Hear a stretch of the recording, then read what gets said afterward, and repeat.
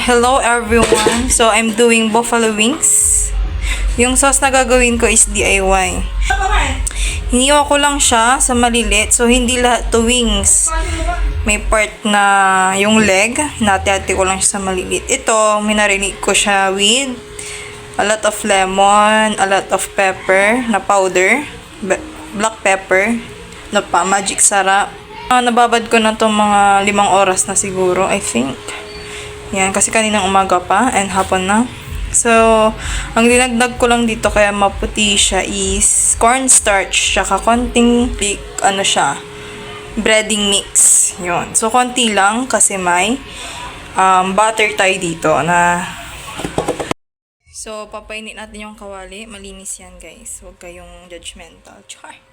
Malinis yan. So, maglalagay tayo ng a lot of mantika. So, sa pagpiprito, dapat medyo marami. And then, low heat lang siya para mas maluto pa yung sa ilalim at hindi siya nadugo. Kasi ayaw namin yung nadugo pa. At bigla siyang, mabigla siyang iluto. Yung magiging lasa ganun. Para dumikit yung breading. So, put mo siya dito. Yes, hulog mo na siya dito. So, ayan na siya, guys. So, ulitin ko, low heat lang siya para hindi siya mabigla. Tingnan nyo, lumalabas yung dugo niya. So, kailangan ng low heat. So, video na ako after neto. Ayan na siya, guys.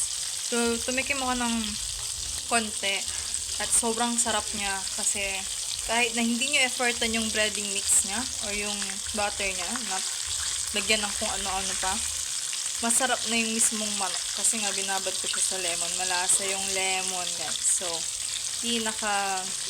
the best na i-recommend ko sa inyo pag nagmamarinate kayo kahit sa barbecue or magawa kayo ng chicken na nasal, lemon instead of calamansi. Yun na. Para sa sauce, naglagay ako ng margarine. So, to, paghalo-halo mo na yan. Yung sanang lang din. Siyempre, may sili yan. Kaya nga tinawag na buffalo. Ayan, guys. Low-heat lang dapat. Spaghetti sauce. Basta, tomato sauce.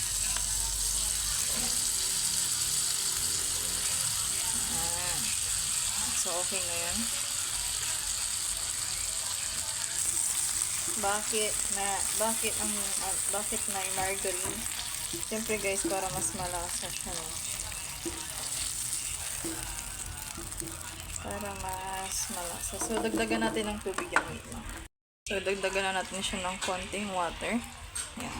Yan. Tapos, haluin niya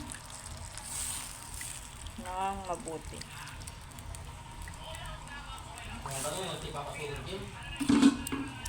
Mix well.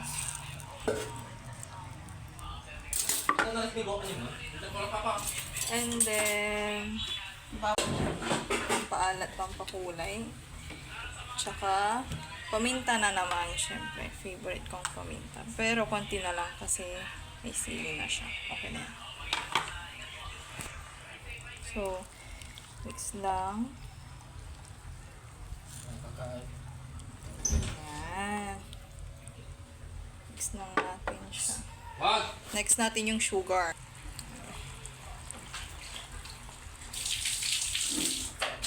Ayan. Konti lang. Pang taste lang yan. Pang dagdag lasa. Ayan. Magic sarap. Baka naman. So, yan. Mix ulit. Siyempre. Tapos tikman na natin. Yan. We need to put the chicken. Pwede naman natin patayin yung yan, para hindi na siya. This is my own version of buffalo wings. Yan. Sarap. Tignan no, guys. Yan na siya. Masarap yan, promise. Tadya. So, kakain na ako. Bye, guys.